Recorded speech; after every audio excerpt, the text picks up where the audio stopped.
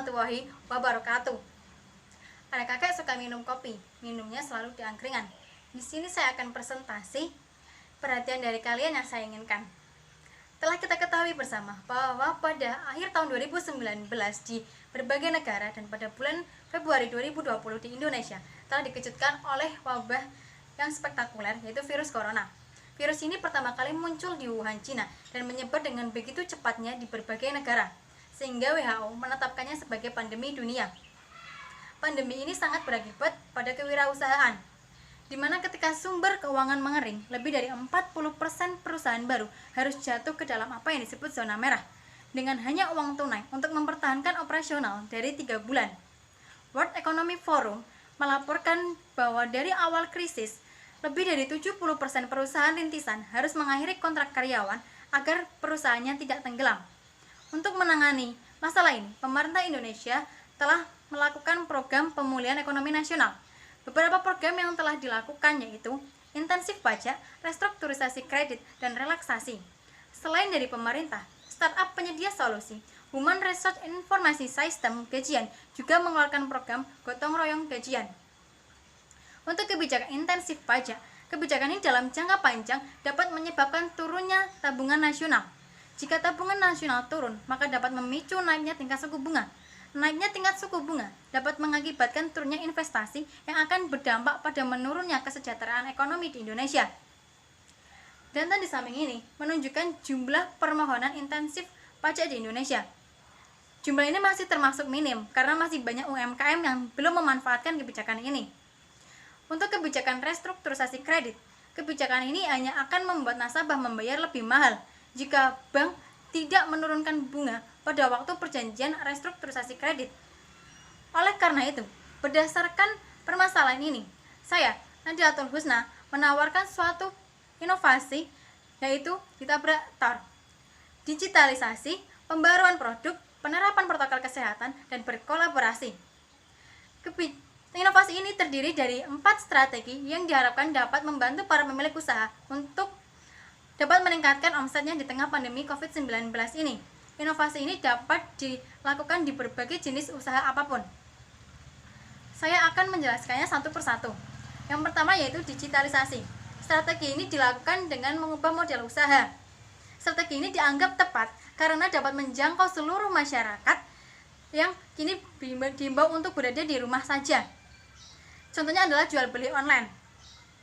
Buatlah toko online dan situs untuk memperkenalkan produk dan jasa Anda. Situs dan toko online dibuat semenarik mungkin dan seprofesional mungkin agar pengunjung yang datang ke toko online dan situs Anda banyak. Penetrasi jual beli online di Indonesia setiap tahunnya terus mengalami peningkatan. Dapat dilihat pada data ini. Data ini menunjukkan jumlah pengunjung toko online di Indonesia pada 2019. Hampir 100 juta pengunjung yang datang di toko online. Jumlah yang sangat fantastis, bukan? Dan ini adalah beberapa contoh toko online dan situs yang ada di Indonesia. Untuk strategi yang kedua yaitu pembaruan produk. Pembaruan produk dapat dilakukan dengan mengubah produk yang Anda jual mengikuti kebutuhan yang dibutuhkan oleh masyarakat pada masa pandemi ini. Misalnya untuk usaha konveksi yang tadinya memproduksi fashion dapat diubah dengan memproduksi masker. Untuk usaha kuliner dapat membuat frozen food yang lebih tahan lama, dan untuk usaha minuman dapat menciptakan minuman herbal karena minuman kesehatan di masa pandemi ini sangat banyak dicari oleh masyarakat. Yang ketiga adalah penerapan protokol kesehatan. Pada masa pandemi ini kesehatan menjadi faktor yang paling utama dan penting yang harus dijaga. Dalam berbagai kegiatan kita harus selalu mengutamakan protokol kesehatan atau yang biasa kita sebut dengan 3M, yaitu mencuci tangan di air mengalir dengan sabun minimal 20 detik, memakai masker, dan menjaga jarak. Dengan menerapkan protokol kesehatan, perusahaan atau usaha-usaha tidak harus tutup. Misalnya usaha kuliner masih bisa tetap membukanya dengan menerapkan protokol kesehatan yang ketat dan berdasarkan apa yang telah ditetapkan oleh pemerintah. Dengan begitu, sedikit demi sedikit omset akan tetap mengalami kenaikan. Untuk yang keempat yaitu berkolaborasi.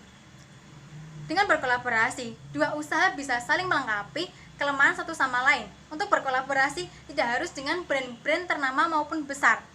Dengan usaha yang produksinya bagus, konsisten, dan rajin itu dapat diajak untuk berkolaborasi, karena yang terpenting adalah bagaimana usaha dan kerja kerasnya untuk mencapai sebuah kesuksesan.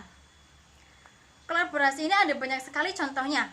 Misalnya, di usaha kuliner dan usaha penyedia bahan kebutuhan pokok bisa berkolaborasi dengan usaha penyedia transportasi online sehingga bisa diantarkan ke rumah-rumah. Kemudian untuk usaha konveksi bisa bekerja sama dengan para desainer maupun para pengrajin batik ataupun para pengrajin yang lainnya untuk menciptakan sebuah fashion item yang kekinian dan menarik, namun tetap dengan tujuan yaitu menjaga diri dari terpaparnya virus COVID-19. Kemudian dari usaha tas, sepatu, dan produk-produk kecantikan bisa berkolaborasi dengan para influencer maupun platform digital untuk menawarkan produk Anda. Dengan inovasi ini diharapkan dapat membantu para pemilik usaha untuk meningkatkan omsetnya dan tidak tenggelam ataupun melakukan PHK terhadap karyawannya. Pada masa pandemi ini, pemilik usaha memang dituntut untuk selalu inovatif, kreatif, dan optimis dalam menjalankan usahanya. Masih banyak strategi yang dapat dilakukan tanpa harus melakukan pemotongan gaji karyawan ataupun melakukan PHK terhadap karyawan. Sekian presentasi dari saya, semoga dapat bermanfaat khususnya bagi para pemilik usaha. Tetap optimis dan yakin bahwa usahanya pasti akan maju di tengah pandemi COVID-19. Stay safe and stay healthy. Wassalamualaikum warahmatullahi wabarakatuh.